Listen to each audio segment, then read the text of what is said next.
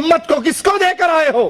اس کی بھاگ دوڑ کس کے ہاتھ میں چھوڑ کر آئے ہو؟ میں کہوں گا اے اللہ تیرے نبی کے ساتھیوں میں سب سے افضل کے حوالے کر آیا ہو۔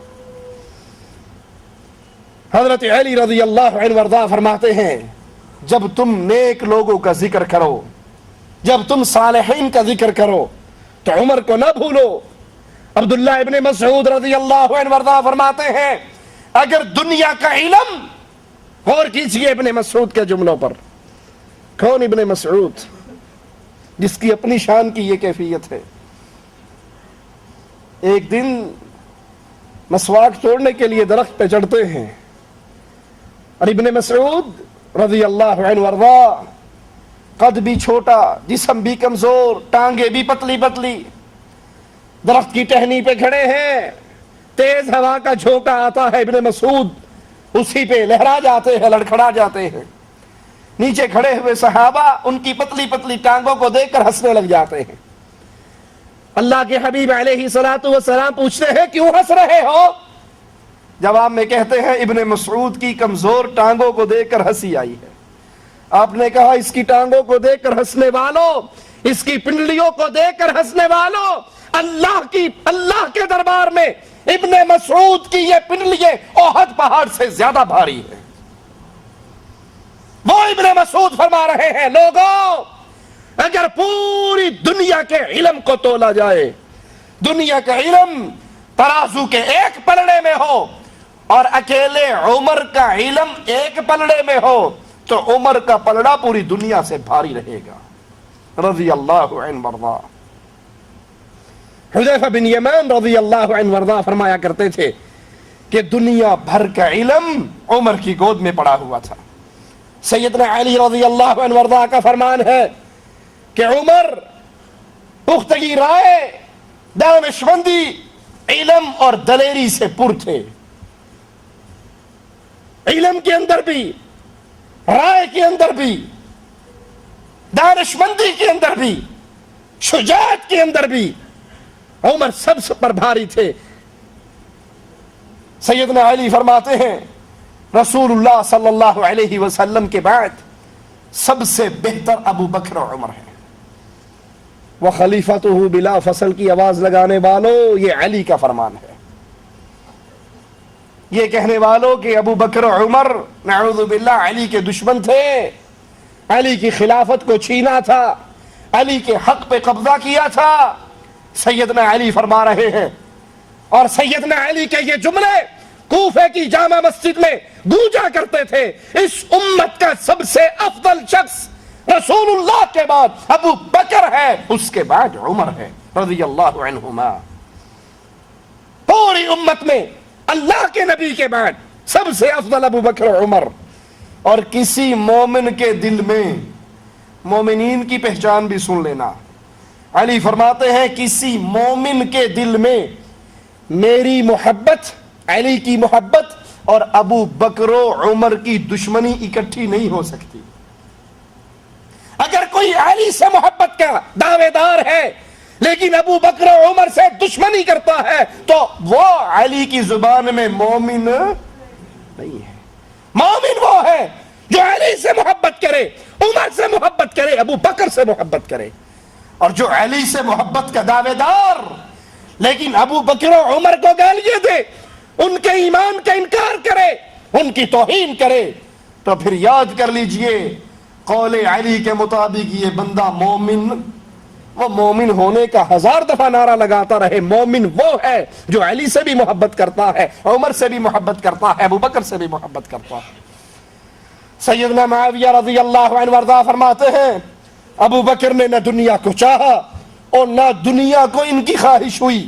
عمر نے دنیا کی طلب نہیں کی لیکن دنیا عمر کے پیچھے آئی اور عمر نے دنیا کی طرف کبھی نہیں جھانکا۔ اس کی فقیری کا کیا کہنا، بیماری کی وجہ سے شہد کے استعمال کی ضرورت، مسلمانوں کے سامنے کھڑے ہوتے ہیں اور کہتے ہیں تمہارے خلیفہ کو شہد استعمال کرنے کے لیے اطباء نے کہا ہے لیکن میرے گھر میں تو شہد نہیں ہے، بیت المال میں ہے، اے مسلمانوں اگر تم اجازت دو تو میں بیت المال سے شہد لے کر اپنی بیماری میں استعمال کر لوں۔ یہ دعویٰ کرنے والوں کہ عمر نے خلافت کو چھینا، عمر نے خلافت پہ قبضہ کیا، عمر نے خلافت کو ناجائز ہتھیایا، کس لیے؟ کیا بنایا اس نے؟ اپنے لیے کیا اکٹھا کیا؟ وہ تو ایک شہد کے استعمال کرنے پر بھی رسول کے صحابہ سے پہلے اجازت لیتے ہیں۔ آپ اجازت دو گے میں استعمال کر لوں گا، کیونکہ وہ میرا نہیں ہے، بیت المال کا ہے۔ سفیان ثوری رحمہ اللہ فرماتے ہیں جس نے یہ گمان کیا کہ علی ابو بکر و عمر سے زیادہ خلافت کے حقدار تھے، جس نے یہ گمان کیا کہ حضرت علی ابو بکر و عمر سے خلافت کے زیادہ حقدار تھے، تو اس نے ابو بکر و عمر اور مہاجرین و انصار سب کو خطا وار قرار دیا، سب کو غلط قرار دیا، کیونکہ اگر علی خلافت کے زیادہ حقدار ہوتے تو مسلمان حضرت علی کی موجودگی میں ابو بکر کے ہاتھ پہ بیعت نہ کرتے، علی کی موجودگی میں عمر کے ہاتھ پہ بیعت نہ کرتے، علی کی موجودگی میں عثمان کے ہاتھ پہ بیعت، اور خود علی بھی ابو بکر عمر عثمان کے ہاتھوں پر بیعت نہ کرتے۔